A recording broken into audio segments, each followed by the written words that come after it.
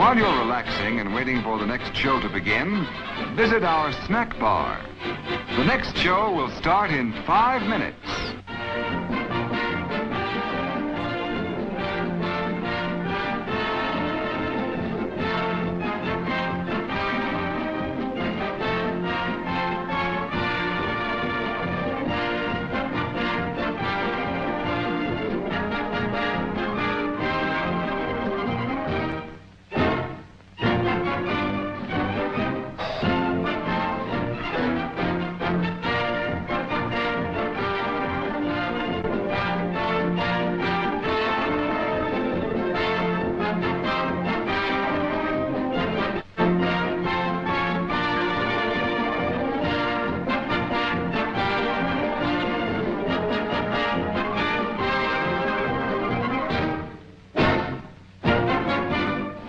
The next show will start in 4 minutes.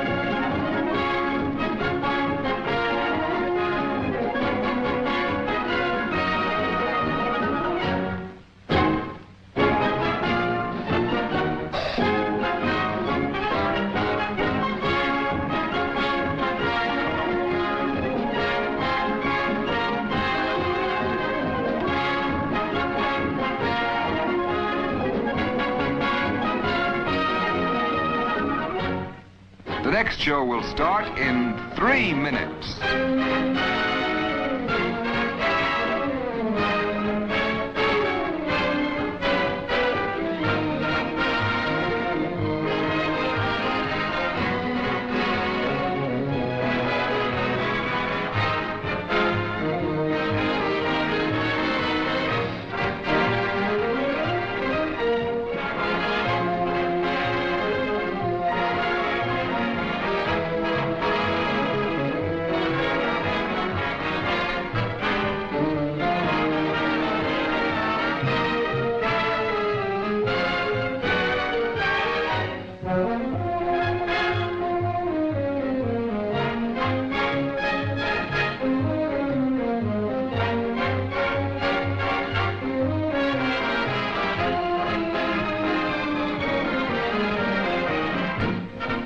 The next show will start in 2 minutes.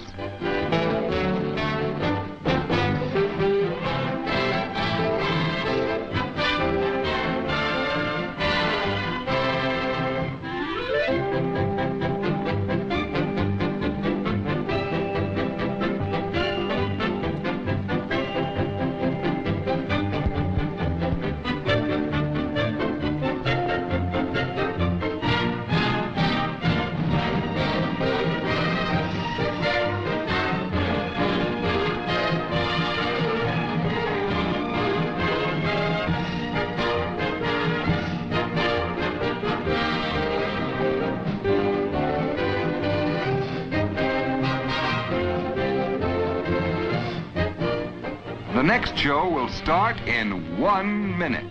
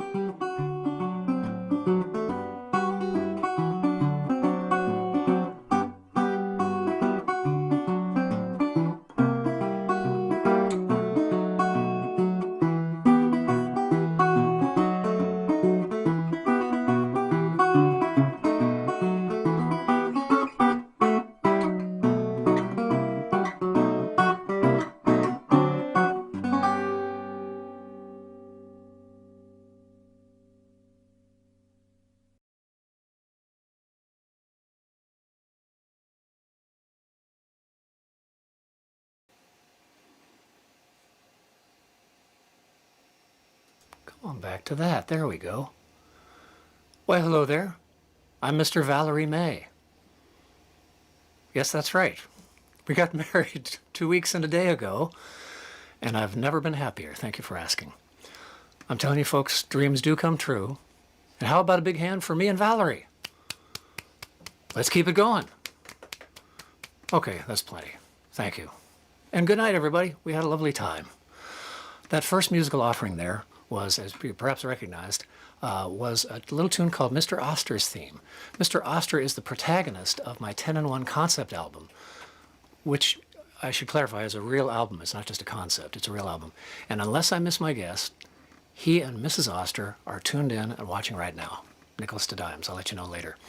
Greetings, folks, from the Stevie Coyle and Valerie May high-tech video production and webcast facility / our spare bedroom. This is the Memorial Day edition of the Monday Night Thing, registered trademark, which coincidentally happens to be the last Monday Night Thing, registered trademark, for the foreseeable future. And folks, it's been a gas playing for you and for all y'all, if you happen to be from South America. And it's been a huge pleasure presenting world-class talent on the webcast as well. But now it's time to get out there, folks, and to go listen to music, live music, and to play live music. And that's what I'm going to do both of. We're going to do a bunch of that. I'll still be doing, come to think of it, I'll still be doing my Friday webcast from Mighty Fine Guitars, my shop, my guitar shop, thanks for asking, yet again. Most Friday noon times, that's Pacific time. But tonight, we'll wind up the Monday Night Series with a very special guest. I'm sure you're going to thrill to. One of those world-class talents I was speaking of, classical guitarist and lutenist Jon Mendle, playing ancient music on ancient instruments, and I'm very pleased to host him. Wait till you see this fellow, folks. He's just terrific. So stay tuned for that. Meanwhile, and if you would like to become, if you'd like to become a big old hero to your friends and fans, I should say, do feel free to share this web stream with your nears and dears on Facebook and or YouTube, wherever you are. We're simulcasting to both platforms right now, and all are welcome. You Facebookers can even direct message some face friends by clicking that little share arrow, and it's good karma if you do. Do feel free to say hello on the chat functions. You know a lot of this. You know this. You have your laminated sheet for all the housekeeping details. Do feel free to say hello on the chat function, whichever one you're on, and to gab amongst yourselves, of course. It's always great to see who's here. And we won't know unless you say hello. And just so you know, there's going to be a whole heap of thanking going on tonight, because it's the wind-up show for the series. Here we go. Thanks to all of you kind well-wishers for your congratulations on the reopening of Mighty Fine Guitars here in Lafayette, California. It's very exciting and very satisfying to be back open. So come on in if you can. The shop is open for retail on Thursdays, Fridays, and Saturdays, and for lessons only on Tuesdays and Wednesdays, closed Sundays and Mondays. And if I do say so myself, there is a wealth, a cornucopia, a plethora of, if you Protestants will pardon the Latin, of world-class hand-built guitars in there, including, but not limited to, Olson, Tippin, Loudon, Franklin, Goodall, Lewis, Datton, Löf, I think that's how it's pronounced, Löf, probably with some umlauts over the F, Vega, and Martin, among others. Now, of course, Jon Mendle and I are busking tonight. The virtual guitar case is laid out before you on the curb here. And while donations are not expected, they are mightily appreciated. They're hugely welcome, so surprise us. John and I will split all the proceeds right down the middle. Here's the PayPal. Miss Valerie is way ahead of me as usual. PayPal and Venmo info is right here. So you PayPals and Venmothers, here's where to go and how to do it. And as always, folks, the magic number, oh yes, the magic number around here is 20. With any $20 tip jar donation, you get a free CD. See how that works?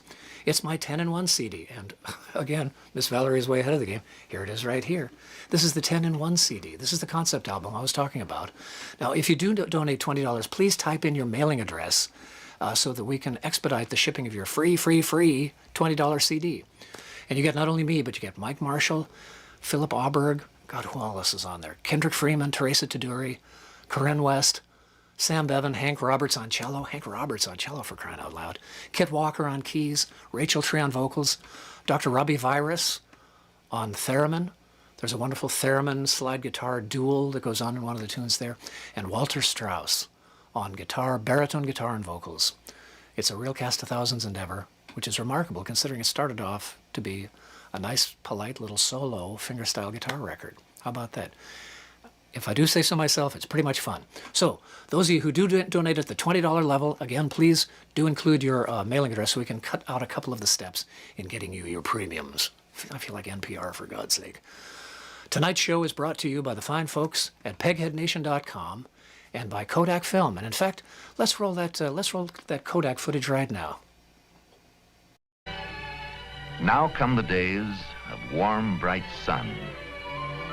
Carefree, happy days. These are days to enjoy again. Days to save in pictures. There'll be times like this in another year, but they won't be quite the same. For a little girl meets a dancing wave for the first time only once. And a proud young man brings his own catch home for the first time only once. A boy meets a girl on a summer day for the first time only once. And no other days will be quite the same in all the weeks to come. These are the days of family loves, days to save in pictures. Plan now to save your good times in pictures. Ask for Kodak Film in the familiar Kodak box.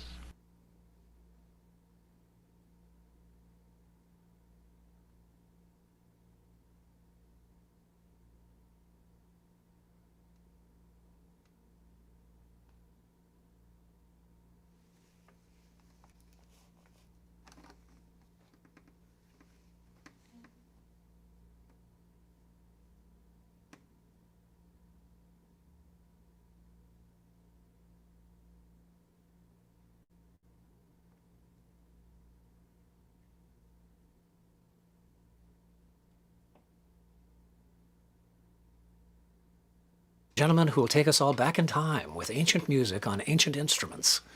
He's a truly fabulous classical guitarist, as you will see, and with a truly remarkable resume. And I can hardly begin to tell you how pleased I am that he agreed to join me here on the little old Monday night thing. Miss Valerie's gone to knock on his green room door.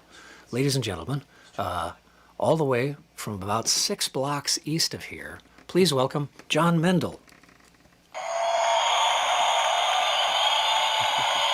Wait for the applause, John. Wait for the applause. There you go. How about that? Hi, Stevie. Hi there, John. How are you? Good. How are you? It's hot over your side of Lafayette, isn't it? As well as here. Yeah, it's a warm day. It's a warm day, which is why I've shortened up my portion of the show because it's mighty hot to play, and I know you've got tremendously delicate and ancient instruments there. Not you, but you too are probably affected by the heat, and we want to get as much music out of you as we can before the temperature changes too much, because I realize you had to turn off your air conditioning over there. Yeah. I was going to say on a good day they'll go out of tune like that. So I see. Okay, this should be good. interesting. This will be fine. Whatever it is going to be fine. Awesome. What do you want to start off with? Yeah. Well, I'm going to start off playing this 6-course lute. A course is a pair of strings. The term I'm going to throw around a lot tonight. It's got, so basically, 6 pairs of strings, although the first is single, as was often done in the 16th century, which is the century that this instrument comes from. The tuning's not that far off from a guitar in terms of the relative pitches of the strings. Right. The guitar, of course, has the third between the second, how does this camera work? There we go. And third courses. Go ahead and give him the screen, Ducky. There we go. And the lute has the third in the middle between the third and fourth courses. And then this is, in modern terms, F-sharp tuning. Historically, the advice in the lute tutors was tune your first string as high as it will go without breaking, and then tune everything relative to that. Oh my. The other interesting thing about this instrument, and it's a really fascinating instrument. When I first started playing lute, I was more interested in 7 and 8 and 10 course lutes with extra bass strings, just tunes basically descending by step.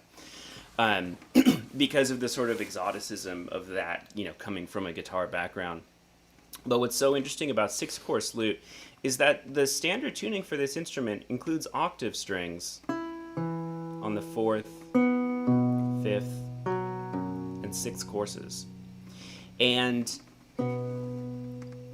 wound string technology was not something that was really extant or accessible in this time period. So, of course not, right. I don't have any wound strings on this instrument. I've got basically mostly synthetic gut strings on it with a few fluorocarbons and the odd nylon here and there. One of the purposes of the octave doubling is to brighten up the bass because it's a little dull on its own. But then sometimes you'll get a note on those strings where actually I think the octave is sort of the more important note. Or equally as important as the bass in terms of, creating an interesting chord voicing. Like, without the octave, it would be that. It sounds like Lyle Lovett, but I'm sure it's not. Nope, it is Marco Dall'Aquila, who is, there's a great transition, the composer that I'm going to begin with today. So we don't know a whole lot about Marco Dall'Aquila, but he was active in the first part of the 16th century. I would roughly place this music somewhere around the 1530s. It's not the very first stuff that was published for lute, but it's not too far from that. That starts around 1507, 1508. And so I'm going to be playing a set of 4 or 5 pieces. I'm going to decide on the 5th one by the time I get there. And these are mostly ricercare. That means to search or to research. But the second one is a vocal intabulation. And it's fascinating to me the types of pieces they played on the lute, because just like, we'll arrange a Beatles tune for fingerstyle guitar nowadays, they did that with the popular songs of their day for solo lute or solo vihuela, solo instruments. And so it's a song called Amis Souffrés by Pierre Moulu. I'm sure I'm butchering the French. I found a rough translation of it, which is, "My love, allow me to love you, and do not be so stubborn to say that your heart bears for me extreme pain." So God, that's sort of it's all right there, isn't it? You've got everything just in one sentence. It speaks for itself. You get one good sentence, you really don't need much more, don't you? You don't need anything else, yeah. And it's a very short song. So most of these are quite short. The other thing I want to mention just about this music that I'm playing on this instrument is that when it was composed, the composer wasn't necessarily thinking of moving from chord to chord as like vertical aggregates of harmony. But they were thinking of contrapuntal lines moving together across the page, so horizontally, and how these lines interact. And the compositional style of the day was that of imitative counterpoint, where you hear imitation between different voices. So a very simple sort of motive like that will come back,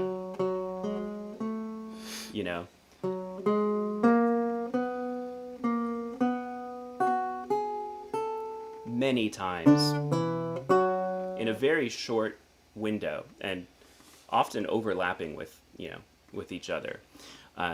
So structurally, it's a little bit different than I think what we mostly hear. But that's one thing to listen for and just see if you notice some of that kind of thing, which you may if I do an okay job playing it.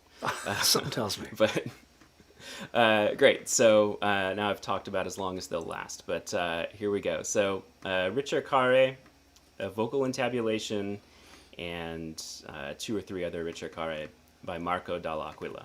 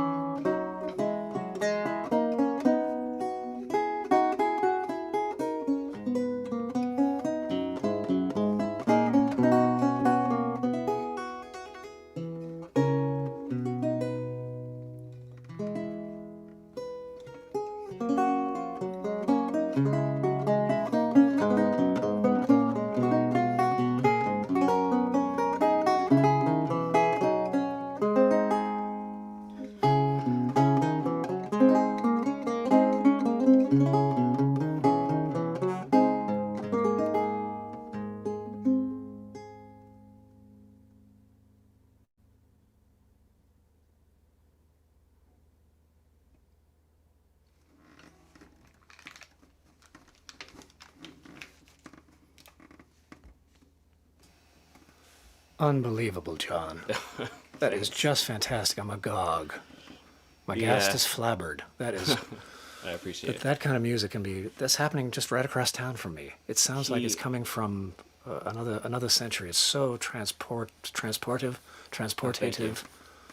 Dal Aquil's gift for melody is just so extraordinary. I mean, excuse me, constant source of inspiration for me. Ay, ay, ay. Remarkable. I mean, his compositional technique is great, but just man, some of those little turns, you know. Yeah, yeah, Yeah. yeah, exactly. I don't want to get too nerdy, but I wanted to ask you about, I'm going to get a little bit nerdy. Great. The sets you mentioned, are these typically short pieces that are played together, or is it player's choice kind of? It's the player's choice. Yeah. So the most of his pieces come from one handwritten manuscript in a library somewhere in Germany, I believe. And there, you know, there are lines, slashes through some of the pieces. Just I'll show you. Excuse me. I'll show you if you don't mind. Sure. I've got a modern replica of paper in my hand. So it's all my. written in Italian lute tablature, and I'm reading off of the original when I'm playing this. When I don't have it memorized, which is quite a few of them. And it's very similar to modern guitar tab, but it's flipped upside down. So the first strings on the bottom, and the rhythm's notated, with rhythmic markings above the staff, and basically one rhythm stays until you see an indication to change. I see. But Wow. the voice leading is sort of up to the performer to interpret. So if it's just one line, or if it's sort of two lines or three lines going on at once, that's an interpretive decision, really. So Remarkable. there's a lot of information and a lot of flexibility in a really fascinating way. And I feel like I'm constantly discovering new things in all these pieces, no matter how long I've been playing them for. I think for you've some- discovered quite a lot already. I'll just say that from the listener's point of view. There's always more, That's To that point, how did you get started in this realm? Well, I've always loved early music the most, sort of as a classical guitarist. I had tried playing lute a couple times in the past, and it really didn't take until I went back to school in 2017 for a year to do a program at the San Francisco Conservatory where I studied with Judicael Perrois, who was a newly hired guitar professor at that point. He's somebody that I said if I ever have a chance to study with him, I will, because amazing player and really incredible pedagogue as well, just as a teacher. His students are miraculously good. So I was lucky to be accepted to his studio. And I found out that I was also able to take a second weekly lesson with Richard Savino in historical plucked instruments. So I started with Baroque guitar, thinking like that was probably the best one to start with because it's the most similar to guitar, modern guitar. But pretty soon was playing lute. I actually got asked to play a couple solo pieces on lute in a Baroque ensemble concert, and so even though I didn't have or play a lute, of course I said yes. No better way to So get I had into it. a month to kind Say of yes. hack my way through the school's lutes and some of this music that I like, and try to get it together. And so it's been just a journey since then. I've had amazing instruction from Richard Savino. Was hugely encouraging and just making me feel like I could play this instrument, and it's possible for me to have a voice on it. He was and then- right. I appreciate that. He And was then right. also very grateful to Nigel North, who I've been lucky to study with a few times for a week here and there, and just lessons on and off. Ron McFarlane as well. Beginning of the pandemic, I was taking some FaceTime lessons with him and Paul Odette. And those guys are three of my favorite lute players. And so I feel extraordinarily fortunate to be able to learn from them once in a while. Well, sure. Did I understand correctly? You haven't really played lute except for the last 4 years? Yeah, yeah. Wow. It's it's been a journey. I cut my nails off a year and a half ago to focus more on lute, because I played for almost 20 years, classical guitar with fingernails, and could almost but never quite get the sound I wanted from lute. And we know that while there were a number of lute instruments historically that were played with nails, the solo Renaissance and solo Baroque lutes, which are sort of my two favorite lute instruments, it seems there was a preference for playing without nails overall. What So have you got lots of callus on your right fingertips? no, I Or try to keep them as soft as possible. do you really? Yeah, and I sort of, I feel like I'm still learning how to do this, but I try to play from the pad of the finger a lot of the time, more than the tip or some kind of combination thereof. I see. I mean, it depends on what kind of sound I want to go for, but like the fingertip gives you very pointed sound, and the Sure. pad is, well, I don't know if there's I any. see. I can't with my headphones on. I can't tell if there's any. No, it's difference, coming but, through. It's coming through. there's The some distinction is there. difference. Yeah, yeah. And then, it's very interesting how you play the basses too, especially with the index finger. If you want more of the high octave, or how you kind of do that balance. Yeah. Right. Is there? Are you doing rest stroke at all, or is it all free stroke in the right hand? Well, the technique is what's known as thumb under technique, which I'm feel like I'm still learning this, because classical guitar is played sort of with a perpendicular approach of the arm, Sure. and with the thumb outside the hand, so thumb out or thumb over. But Renaissance lute, earlier in the 16th century, they actually changed to something sort of like this by the end of the century, but with the pinky planted. But early in the century was played like this, with the thumb inside the hand. And that's because it came out of the plectrum tradition where they were Oh, playing sure. I with see. Yeah. a quill or some kind of plectrum, And so the technique for scales was similar. I noticed that your thumb was coming up onto the high courses, and that was Yeah. intriguing. Beautiful. So they could Works. sort of keep the same technique, but still, do split chords with, you don't have to hit every string. And in the earliest treatises, you see, don't challenge me in a nerd off. Oh God, no. The earliest treatises, I'm just joking. They actually talk about the thumb. They don't call it the thumb, they call it the downstroke a lot of the time. And the fingers, usually the index finger, is an upstroke. But they were thinking of it like that early on, because it came out of that tradition of playing with the quill. Right. Wow. And stop me, because I can just ramble on. But I'll stop you only to ask you to play another yeah, I'll something play a little lovely. more. Yeah. So I'm going to do another set of fantasias and ricercares. It's basically an interchangeable term in this era, by Francesco da Milano. It's another early Italian lute composer. He was known in his lifetime as Il Divino, the divine. And there are rapturous accounts of hearing him play in person, and was apparently, an incredible improviser as well as composer, as I imagine, all lute players would have been. So this is, let's see here, it's a set of fantasias or ricercare by da Milano.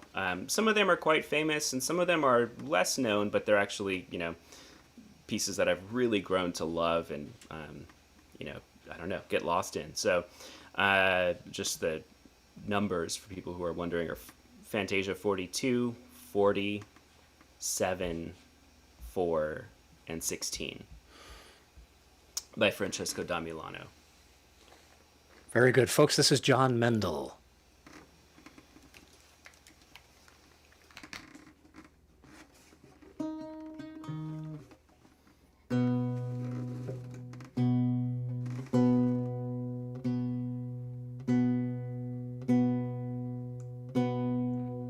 And thanks in advance for all of your patience with tuning. I've got headphone here, great.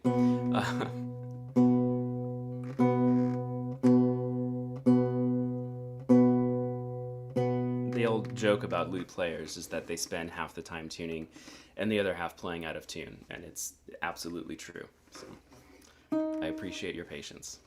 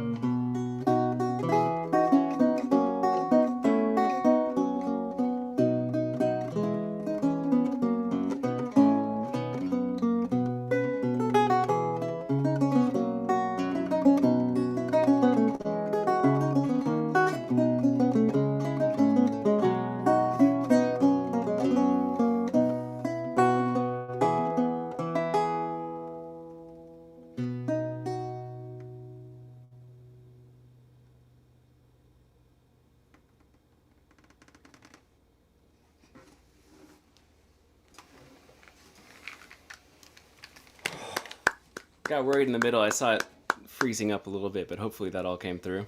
I think most of it came through. There were a couple of little Cool. tiny glitchettes, Good. but we got the gist, and we got, Well- oh, it's lovely stuff. So good. Anyways, that's it for this lovely instrument built by Lawrence K. Brown, I should add. Wonderful lute builder. And I just thought I would, as before we move on to the Baroque lute, show you the bowl of this lute, which is some really lovely maple. Oh, it is gorgeous. And I've got friction pegs up here Mm-hmm. with their 1-to-1 tuning ratio. Yes. That's easy. Yeah. And what, how many frets clear of the body has that lute got? 8? 8. Yeah. So those 8 are gut, which are, sorry, I'm going to try not to talk too close to the mic, which are tied on. And then the body frets are wood, which are glued on. Right. But the gut frets are movable and they will wear out. So I find myself having to replace them, if I'm playing it a lot, every maybe 5-6 months or so. Depends on the fret and the instrument and the weather and all that kind of stuff. But And they're nylon as well? the frets are gut, like actual gut. Actual gut. Yeah. Yeah. And so this instrument, this is a Baroque lute, also has gut frets up through the 9th fret, and then I think I've got 14 frets on this one. This was built by a wonderful younger luthier in the UK named James Marriage. Actually, before I put it on, I'll show you the bowl. It's some really incredible English yew. I was just awe-stricken when I saw this bowl. Absolutely for the first time. awe-striking. Yeah. This is a 13-course swan neck triple peg box Baroque lute. It has a lot of names, fittingly, because it has a lot of strings. There are 24 strings on this thing in total. So the first 2 courses are single, as was the practice Right. historically, and then the rest are doubled. The octaves don't start until the 6th course, but then they run down. And I'm gonna have to tune this thing. I had it tuned nicely before we started, but warm day and lutes and all It's that. rather warm here in bucolic Lafayette, folks. Rather warm. So, yeah, the lower strings are tuned to a scale, and the tuning of those strings will be adjusted based on what key you're playing in. So I'm going to be playing in the saddest of all keys, D minor? Spinal Tap joke. Yes. Of course. So I've got the B tuned to a B flat down here, and the rest are naturals. And what's so interesting about this lute as well is that the first 6 courses are tuned to an open D minor chord, so it's very different. F D A F D A. Yeah. Open tuning, which is really cool, And our mutual friend Taya Gherkin sometimes plays Bach in Dadgad. And it always strikes me as that's such a great idea, because this was the Baroque lute, of Bach's lifetime, right? Yeah. So this is based on a couple of historical examples, but, it's in the style of the maybe 1730s or 40s. Yeah, let's see how close to in tune I can get in a short period of time. Oh, take your time. Do you know, you mentioned Taya Gherkin. I think he's probably tuned in, or will be tuning in here momentarily. Yeah. And he mentioned, can you, I don't want to distract you from tuning if you need to focus on Oh, no, tuning. go for it. He mentioned that I should ask you about your association with Yo-Yo Ma and the Silk Road series. Yeah, that was an incredible experience. Still almost doesn't seem real to me. Back in 2010, I was very lucky to be asked to tour with Yo-Yo Ma and the Silk Road Ensemble as their guitar player for a 10-concert East Coast tour in August of 2010.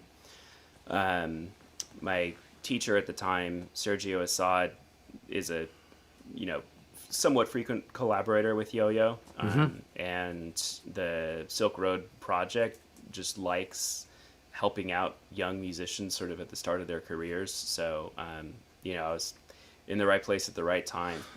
And it was, it just, you know. Oh, of course. I don't know. Yeah. Unreal experience. Fantastic. Yo-Yo is such a kind, gracious human being. Like, he is exactly everything you want him to be. Is he really? Yeah. That kind of pisses me off almost, you know? That he's that fabulous and that nice too. No, it doesn't, of course not. He really is. Sorry, you know, see how bad I am at multitasking now. Ooh. Well, we'll get this as close as we can. Oh, sure. Take your time. We're all hanging loose. You know, John, this might be a good time for us to reiterate that, Ducky, can you pop up the information? Folks, we're busking tonight. Jon Mendle and I are busking. John is busking. I'm asking questions and, you know, being agog over here. But these are the places that if you've got a few extra shekels to sling around, you could sling a few over to paypal.me/Stevie Coyle or on Venmo, just Mighty Fine Guitars. And John and I will split whatever shows up there. And this is the last show of the series, at least for the nonce. It's been here to kind of help folks through the pandemic. And as we're emerging from that, we're just encouraging everybody to get back out and hear live music. Get off the couch. It's a challenge for those of us that play as well, to get off the couch, get out there and play, and get out there and listen to live music. So there you are.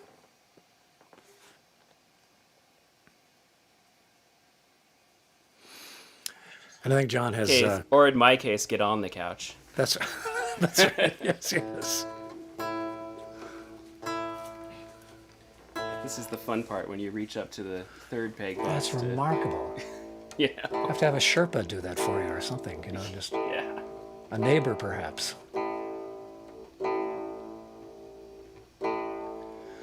Now, John, how many of your strings are actually fretted or frettable? 8? 8 courses. 8 courses. Fretted. Got it. Okay. And I don't know that very often I'll fret beyond the 7th. I'm trying to think if there's an example. But I will fret the 7th course a few times in these pieces. So this is also a big deal for me. This is my debut on this lute. And actually, it was Baroque lute that first years ago made me want to, you know, someday play lute. So, yeah, I'm going to play 3 pieces by probably the greatest Baroque lute composer of all time, Sylvius Leopold Weiss, who was almost an exact contemporary of Johann Sebastian Bach. The two knew each other. There's a well-documented friendly competition that they had improvising fantasias and fugues, Weiss on the lute and Bach on the keyboard, which, you know... Imagine that. If only we had recording technology, right? Oh, golly. I don't even play fugues on this thing yet, you know? He was improvising them. But I'm going to play 3 movements from a suite in a lute sonata in D minor by Weiss. The first is a prelude, the second one is an allemande, and the third is a courant. And the allemande and courant are based on old dance forms, whereas the prelude is a prelude. Pretty much the same meaning today. Yeah, I don't know. Any other questions? Or None. All right. I'm going to try to hit the right strings. Okay, very good. Here we go.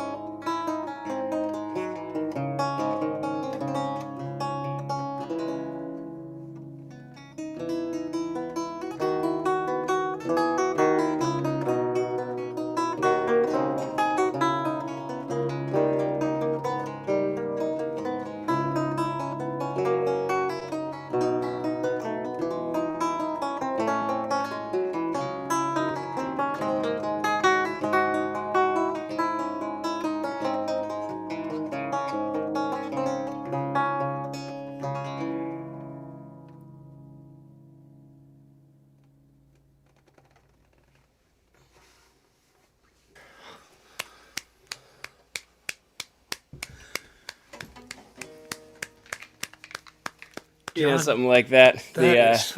My mind is melting. It's just so wonderful. So are my strings. You're doing great, dealing with the heat. It's plenty in the warm here in 80s. Lafayette today. It's 90. 80s in our plus. apartment right now. Is it really? Normally that instrument's much more in tune. Oh, that was dandy. That was dandy. You could hear Apologies. Not Thank you all for your patience with that. Boy, Chihuahua. All right. Well, what's the next instrument, John? So, 19th century guitar.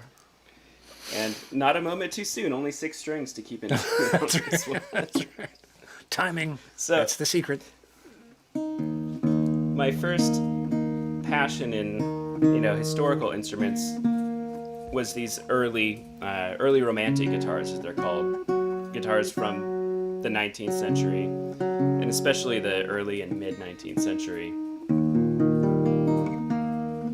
So before the Torres era of modern Spanish guitars becoming the classical guitar. So to Right. speak. John, I'm suddenly feeling very smug, I have to tell you, because I recognized an E chord there. I'm inordinately proud of myself for having keyed into that. Folks, those of you just tuning in, this is Jon Mendle, and he and I are sitting right now probably about a mile apart from each other, and in our separate domiciles, roasting. So we'll get another tune or two from John and let him go on his way and stow those instruments where they're going to be happier, and you can turn his air conditioning back on. Yes, indeed. So anyways, this is a guitar from sometime in the early to mid 19th century. I sort of estimate circa 1840, but I really don't know. It could be anywhere from the 30s to the 60s, French style guitar, probably made in Mirecourt, France, where lots of instruments were built. And I'm going to play a piece by a composer that most people think of as, just someone who wrote music for beginners and very simple pieces, Fernando Carulli. But he actually has some very complex, fantastically composed music. And larger scale works. This is sort of in the middle, I think, of his output in terms of difficulty and length and all that. But it's a little sonatina in 2 movements. There's a largo and a rondo. This is his Opus 5.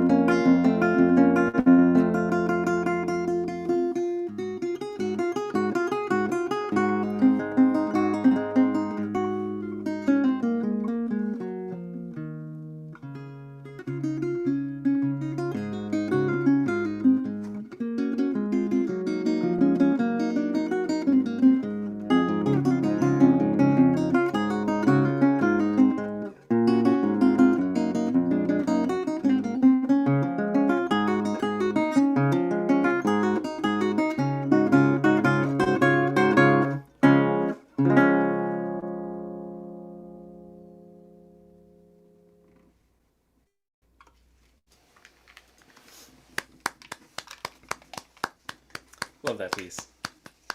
We were rocking. We were dancing, John. Great. In our seats, but we were dancing. Wonderful. Excellent. And then, let's see here, just on the other end of my multi-instrument stand. Now we're going in the deep end.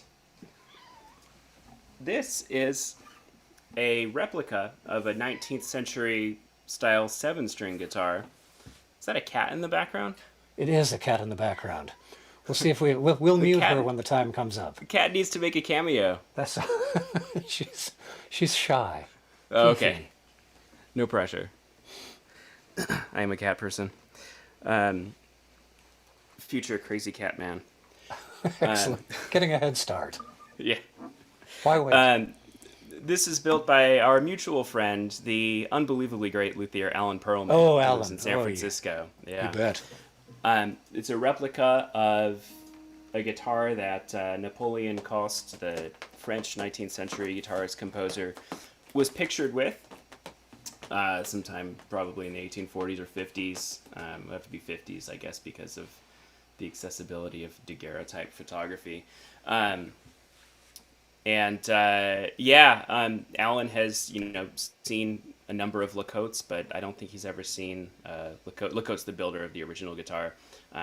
One quite like this, but I just showed him some pictures on my iPhone and said, this is what I want. And of course, he did a spectacular job. He with is it. astonishing. It's unbelievable.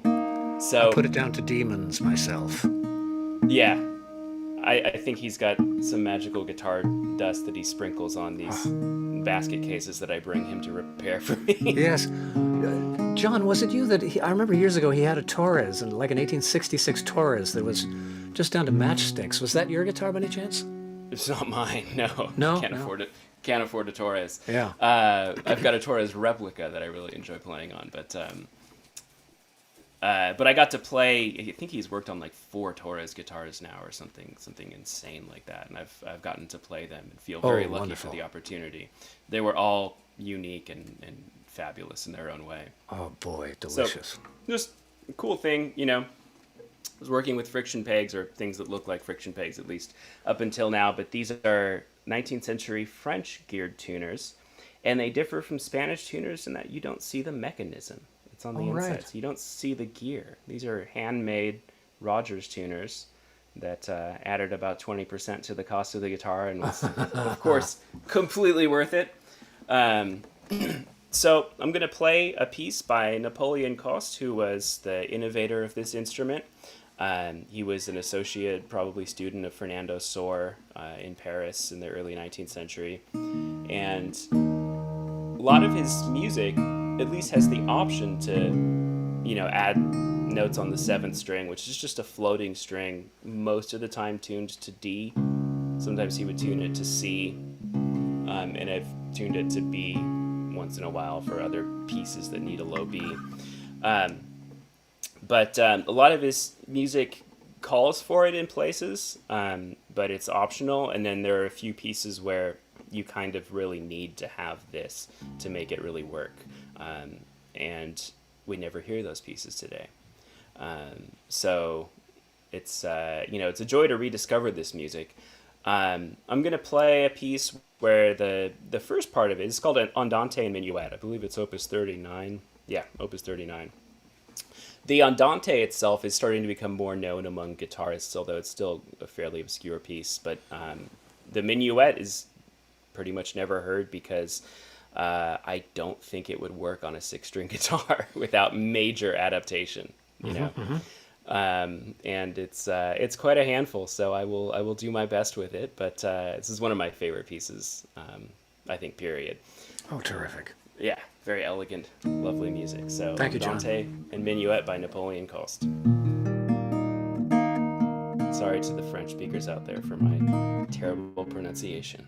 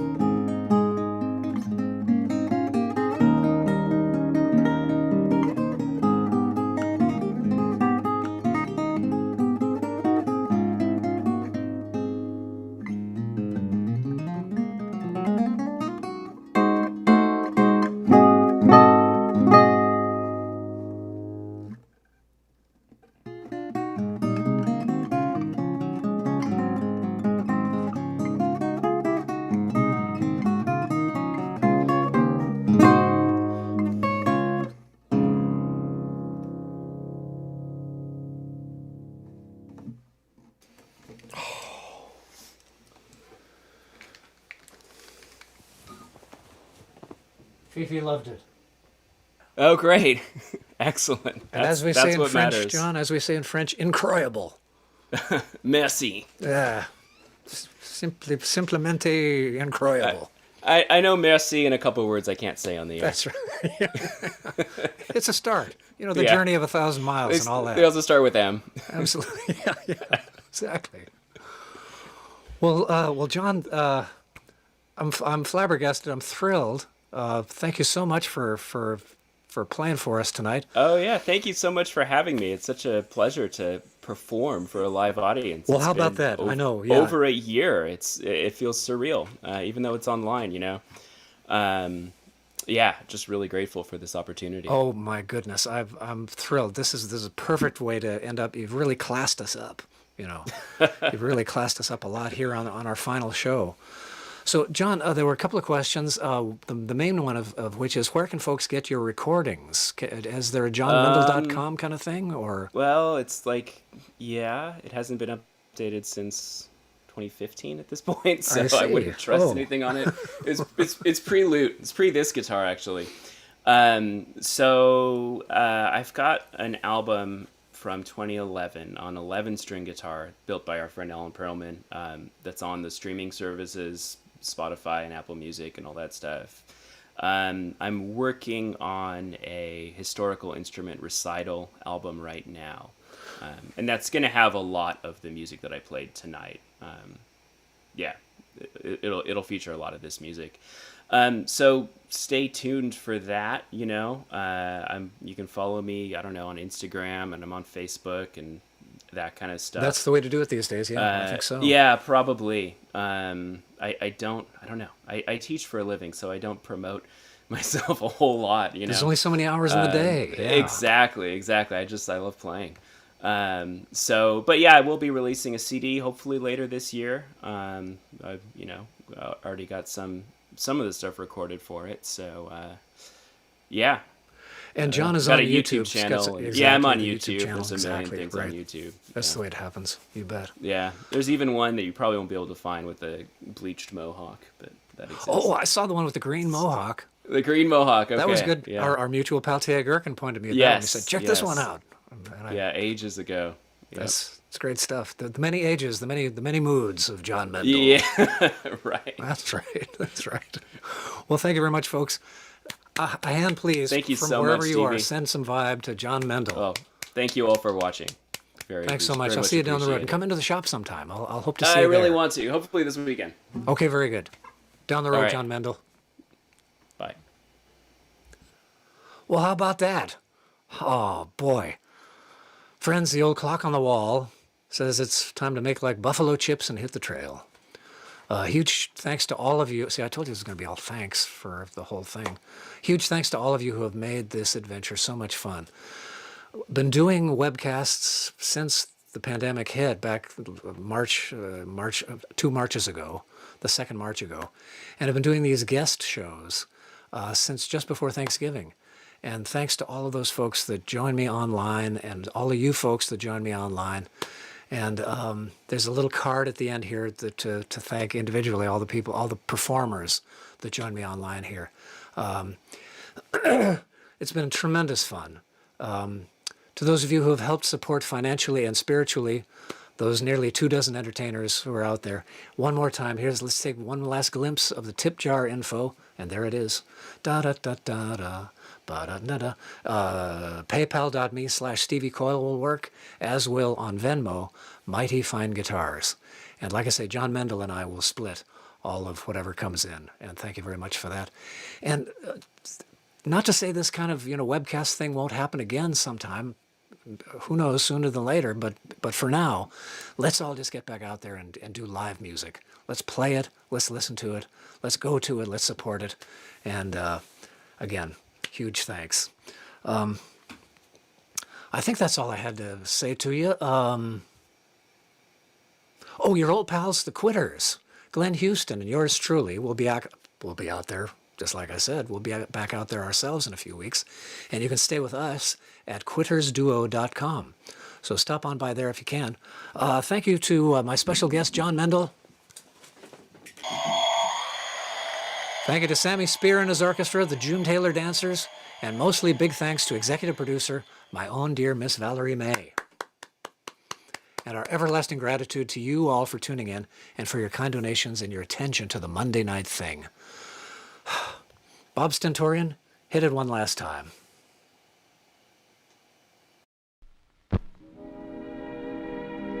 And now, folks, it's time to say goodnight.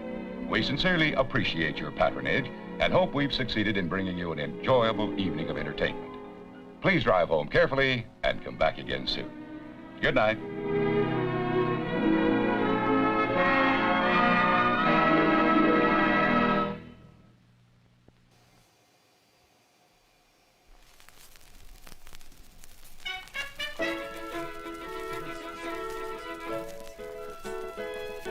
Make love with a guitar if you should meet a sweet senorita. Romance with a guitar, and when you find her, the strings will bind her. Make love with a guitar, always the right time, daylight or night time. Ah, she'll not withstand it, and as I planned it, she'll say, I love you. On my guitar, I strike a chord like this, it always brings a kiss. I never miss.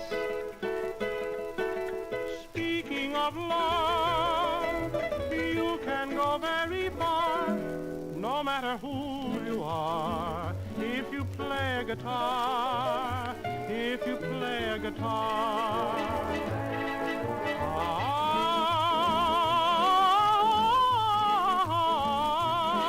I always get a kiss, I never miss.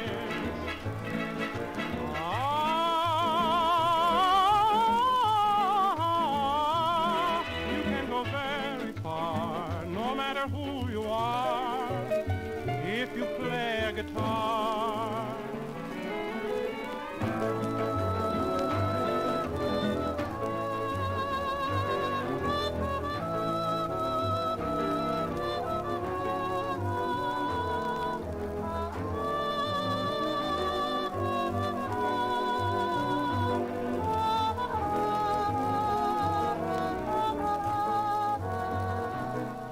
Make love with a guitar, always the right time, daylight or night time.